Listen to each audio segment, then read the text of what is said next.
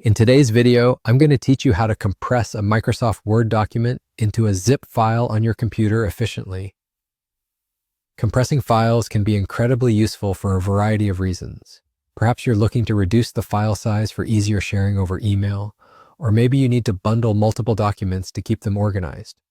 Whatever your need might be, zipping files compresses them into a single location-oriented archive, making them both more manageable and secure during transfers. Now let's assume you have your Word document ready to go. The first thing you need to do is navigate to the location where your Microsoft Word file is saved. This could be a folder on your desktop, a documents directory, or even a specific drive on your computer. Open your File Explorer and scroll through to locate the file. Take a moment to ensure it's the right document by double-checking the name and file type. Once you've located your desired file, right-click on the Word document to open the context menu. Right-clicking opens a set of options specific to the file you've selected.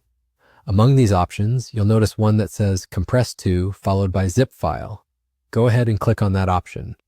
This command will instruct your computer to compress the file using the built-in zip function, which is designed to shrink the file size and encapsulate it within a zip folder. The compressing feature is a handy tool on most operating systems and doesn't require any additional software downloads.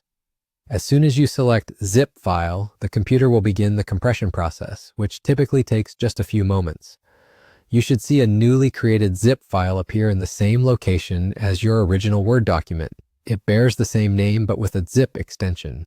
This denotes that the document is now safely tucked away inside a compressed folder.